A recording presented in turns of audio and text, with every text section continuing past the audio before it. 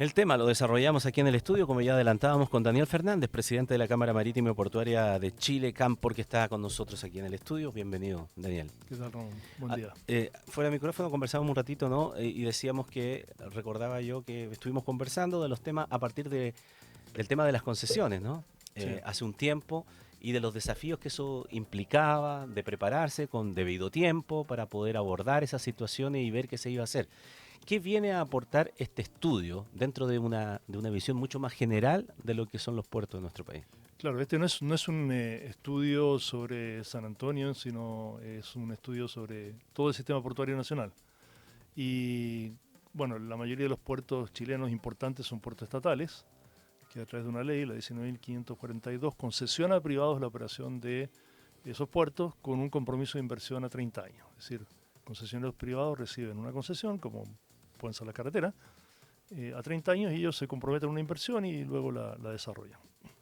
Esas concesiones se están venciendo. La de Valparaíso vence el 2030, también 2 terminales en San Antonio el 2030, Arica, Iquique el 2032 y así. ¿Por qué? Porque esto partió, ¿no es cierto?, el 97 se aprobó la ley, entonces son los 30 años que han transcurrido. Hay un proyecto en Valparaíso, que es un proyecto significativo. Nosotros en Chile movilizamos del orden de 2,4 millones de contenedores, que así es como se mide. Estamos hablando de puertos de contenedores. Ya. Hay puertos también para la minería que mueven graneles, o graneles líquidos, ¿no es cierto? Pero estamos hablando de contenedores, 2,4 millones más o menos la demanda actual. ¿Demanda que se ha mantenido constante en el Se ha tiempo? mantenido flat, o sea, constante los últimos 10 años. Ya. Y justamente ahí hay un factor importante, porque cuando se pensó en el proyecto San Antonio, hace 15 años, se hizo una proyección de demanda. Esa proyección estimaba el crecimiento económico del país en un 4%. Y claro, con eso la carga proyectada era enorme, pero eso no sucedió. Y al no suceder, las cargas fueron prácticamente las mismas. Entonces uno cuando pasa eso, tiene que reevaluar el proyecto. O sea, uno no va contra viento y marea a desarrollar un proyecto si las condiciones no son las que se supusieron para esa ampliación. Entonces, lo que sí sucede es que hay que invertir orgánicamente en todos los puertos chilenos, en cada uno de ellos, en Antofagasta, en Iquique, en San Vicente, en Valparaíso, San Antonio, de manera de atender la demanda a nivel del país. Puerto San Antonio, un puerto de gran escala en San Antonio, igual no va a poder atender las cargas de Antofagasta, de Iquique ni de Concepción. Por lo tanto, la recomendación de estos consultores es avanzar con el proyecto de Valparaíso, que está definido, aprobado, con las bases del Tribunal de Libre Competencia, que aumenta en 1 millón de contenedores la capacidad. Y luego San Antonio mismo tiene 2 terminales que se vencen las concesiones relativamente luego y que, renovadas esas concesiones, podrían aportar 500.000 contenedores más al año. Con ese 1,5 millones, más otras inversiones marginales en otros puertos, nosotros tenemos cubierta la demanda hasta 2045 perfectamente. Ahora, si eso no se da, si aumentan las cargas mucho más, bueno, cada 5 años hay que ir monitoreando, como hacemos todo en la vida, de cómo van las condiciones y a lo mejor hay que tomar otras decisiones. ¿De qué depende el aumento de esa demanda? ¿Depende solamente de la capacidad y de la oferta que podamos tener como puertos en Chile? ¿O está muy relacionado con la competencia que podemos tener de otros puertos?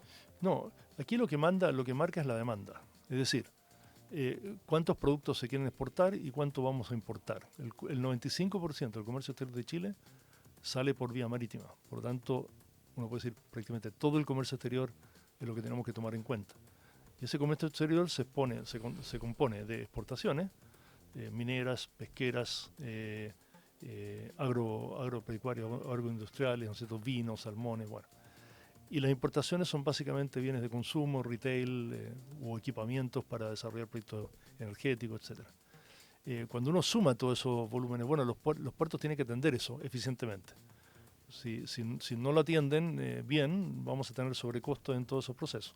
Si las naves están esperando horas para poder embarcar los productos, bueno, eso va a ser mucho más caro. Entonces necesitamos puertos eficientes, pero una capacidad razonablemente ajustada. No necesitamos hacer sobreinversiones que al final alguien las tiene que pagar para un movimiento de carga que está relativamente estable.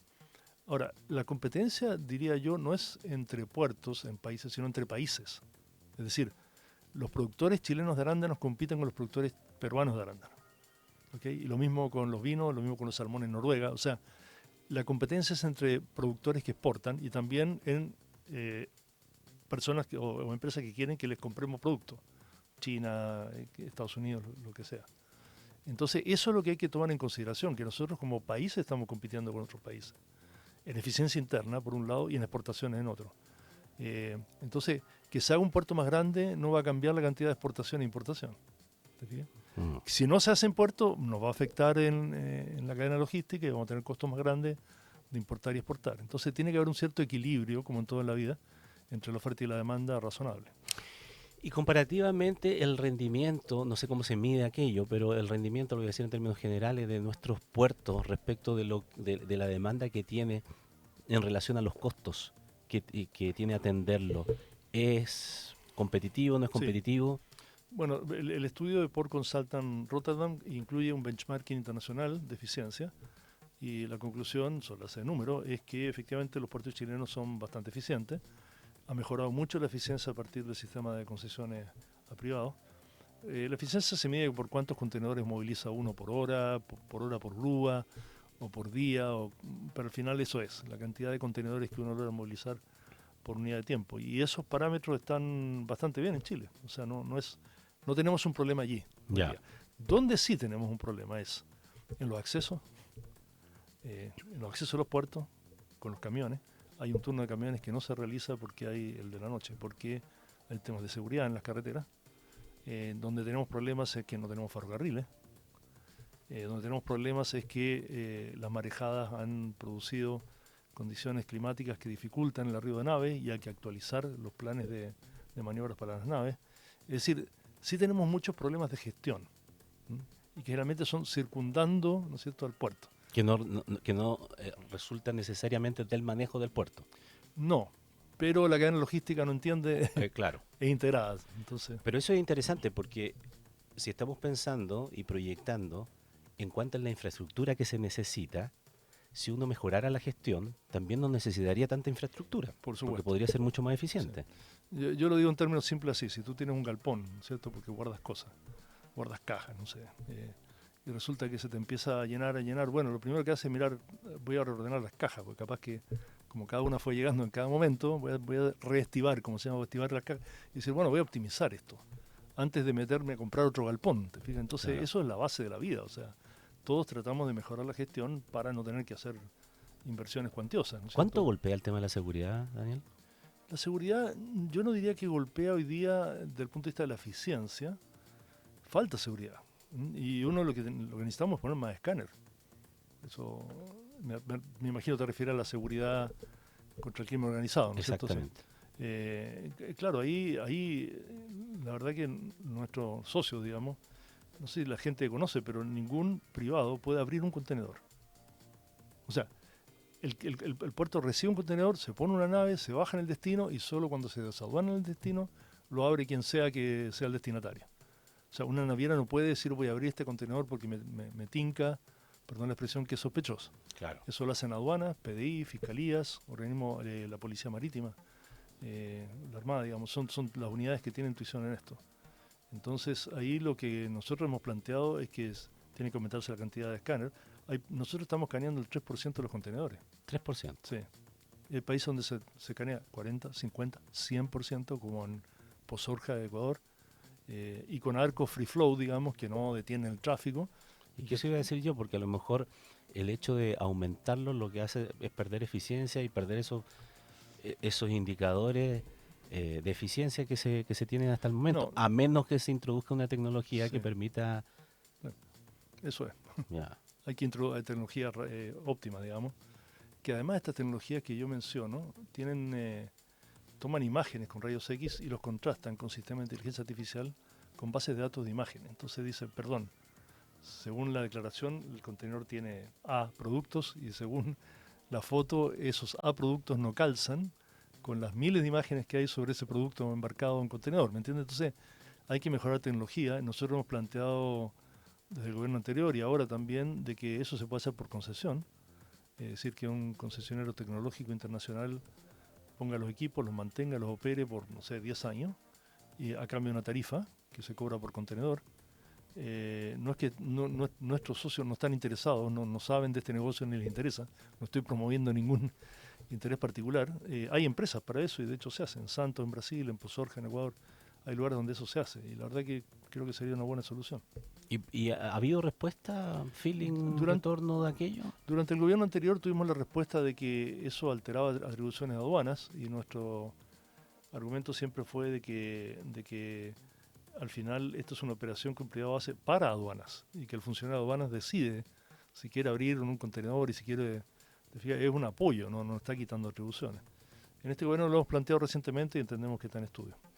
A ver, porque en el último tiempo, y a propósito del crecimiento del crimen organizado, este tema es vital. Y respecto de nuestros puertos, ha habido varias informaciones respecto de desarticulación de bandas internacionales que operan a través de los puertos, que ven en Chile además una buena oportunidad por la calificación de riesgo más baja que tiene el puerto de, los puertos de Chile, de poder utilizar esa vía. Entonces, claro, a lo mejor desde la ignorancia uno podría decir, bueno, pero ¿qué importa si la carga pasa por aquí, no se desaduana y va para otro lado nomás? A nosotros no nos debiera interesar. Sí, O esa es una mirada de qué bueno, tipo. está siendo un exportador indirecto de droga. Pues Eso, claro. eso es lo que está haciendo al final.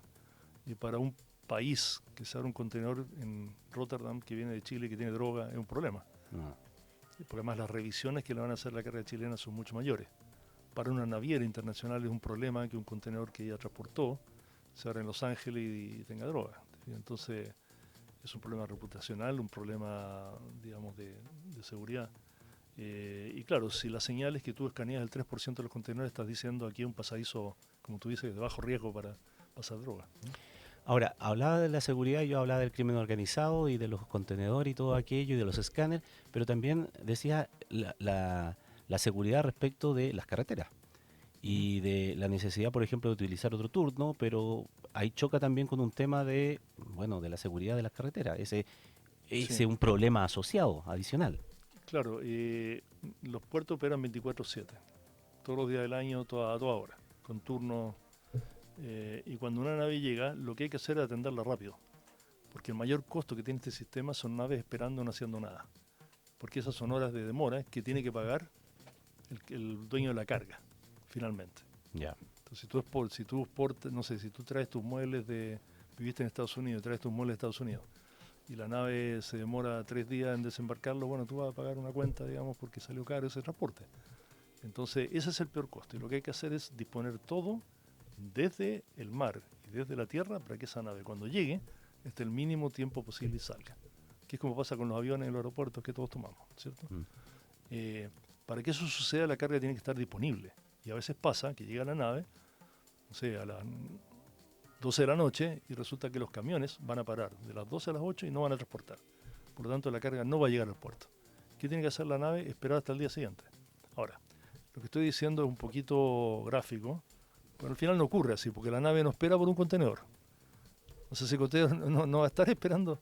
No llego el contenedor, me voy al otro punto, que no puedo hacer esperar en todo mi itinerario, ¿te fijas?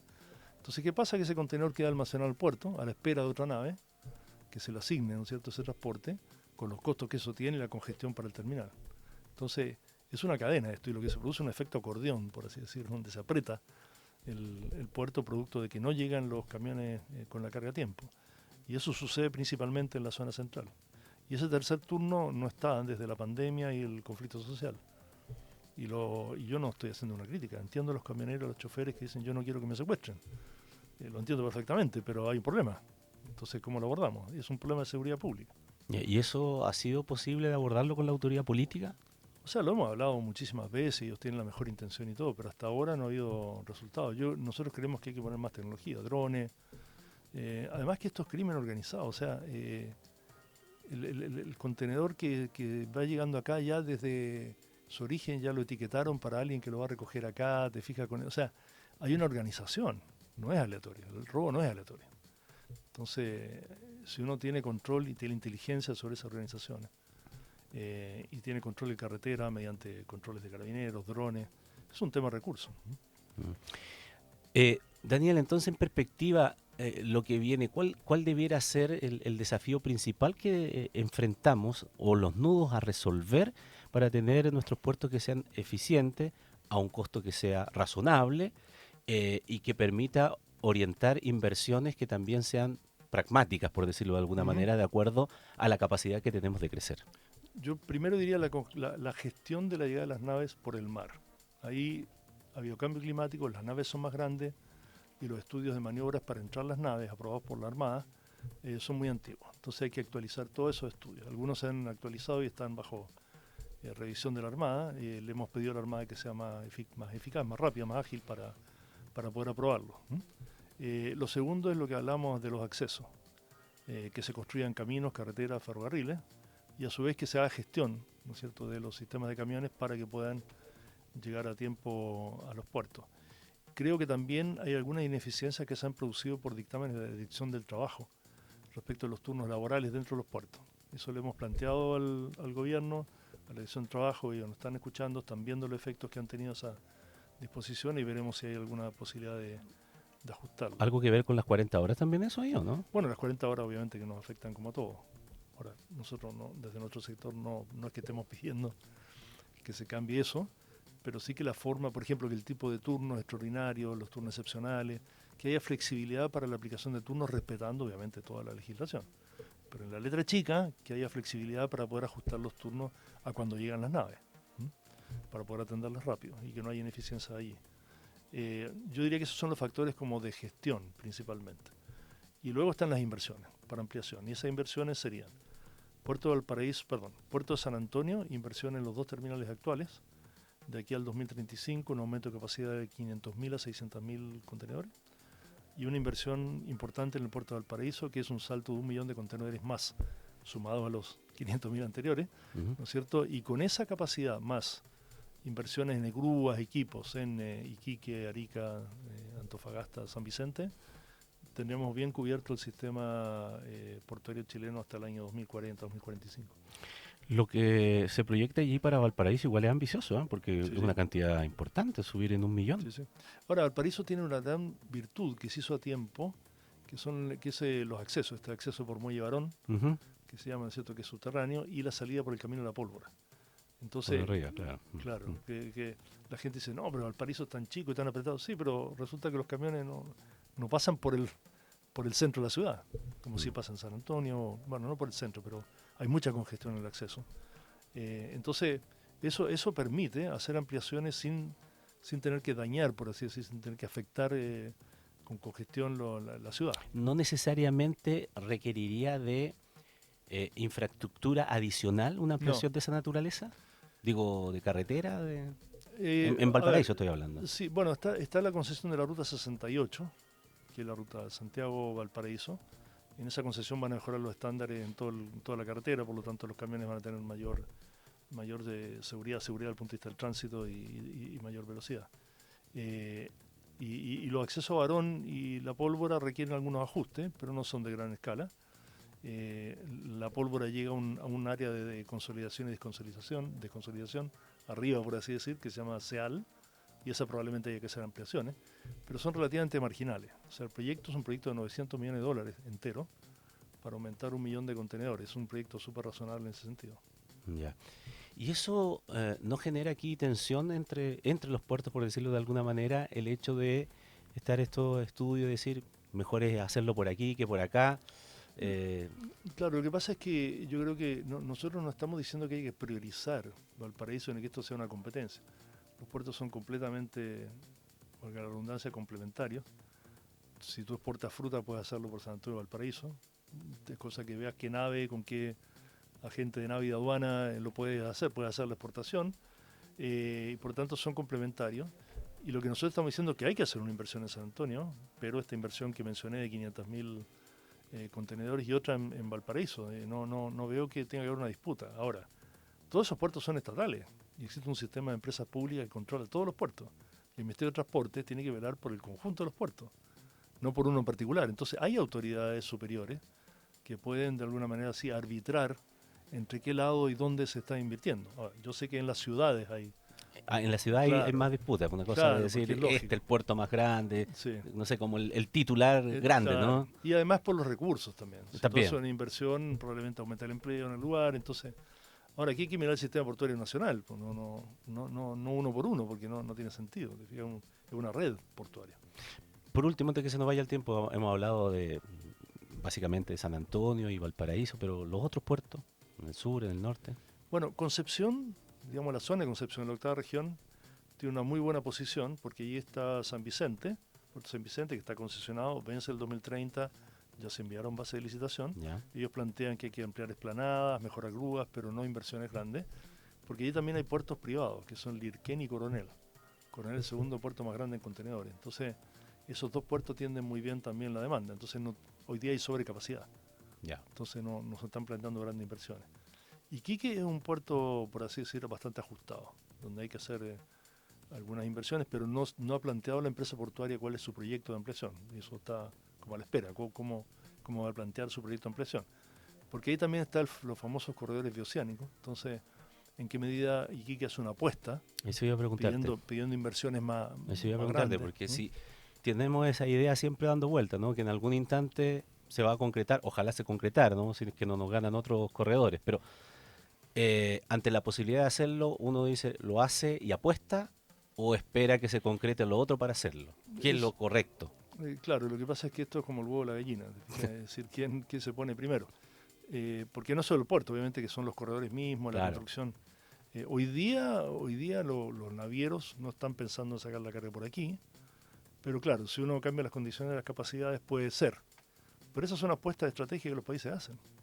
Te fijas que tú tienes que tomar una decisión y tomar un riesgo. Porque si tú dices, vamos a hacer un puerto grande para que los corredores lleguen y movilicen mucha carga, bueno, ¿quién lo financia? No le pidas a un privado que tome el riesgo. Claro. Entonces debe tener que haber financiamiento público o garantías del Estado. Como ocurre en las carreteras, que hay garantías de tráfico, tendría que darte una garantía de que si tú haces esta inversión y luego el tráfico no se da, te van a compensar. Ese sería el mecanismo de ajuste. Pero el Estado va a correr un riesgo necesariamente. Por supuesto.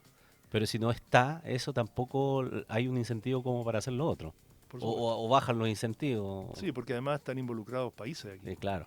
No sacas nada con hacer tu pedacito y después Argentina no hace el suyo. ¿Y el sur, para terminar? ¿Los puertos del sur? No, eso funcionan, Puerto Montt y Chacabuco funcionan bien, no tienen mayor inconveniente, no hay proyectos de inversión necesariamente. Así que están como, por así decir, tranquilos. Muy bien. Daniel Fernández, presidente de la Cámara Marítima y Portuaria de Chile, nos ha visitado esta mañana. Aprovechamos de hacer una radiografía completa a partir también de este estudio que hemos comentado también y de las impresiones que se necesitan para el sector en los próximos años. Muchísimas gracias. Gracias, Ramón. Gracias a todos. Buen día. En Tele 13 Radio hacemos un doble clic